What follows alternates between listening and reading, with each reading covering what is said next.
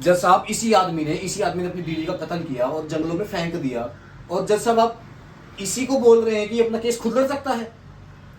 जज साहब, कानून के अनुसार मुझे इतना बताया गया है कि अगर कोई वकील मेरा केस ना लड़े या मेरे पास केस लड़ने के पैसे ना हो तो मैं खुद का भी वकील बन सकता हूँ। ये हमारे कॉन्स्टिट्यूशन ने हमें अधिकार दिया है। जज साहब लेकिन एक बात बताइए आप मेरे को, ये अभी जवाब लड़का ये खुद तो मुजरिम है, ये जज साहब इसको आप कहाँ से आप बोल रहे हैं कि ये केस लड़ सके?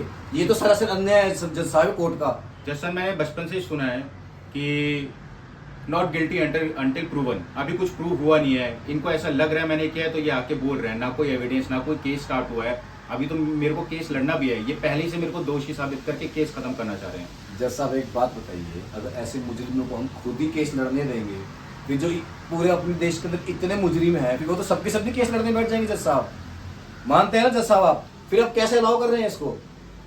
जज साहब एक बात बताइए, ये कोर्ट क्या इमोशंस पे चलता है कि इसने कर दिया, इसने कह दिया तो हो गया? कोर्ट इमोशंस पे तो चलता नहीं है। ये लीगल राइट है मेरे पास जिसको मैं एग्जर्व कर रहा हूँ, और ये बेसिक फंडामेंटल राइट्स हैं। जज साहब ये बहुत ही बड़ी तौहीन है ये। जज साहब ये अब क्या कहें आपको जज साहब? ठीक है, कट करो। मैं तो अभी जा ही नहीं रहा।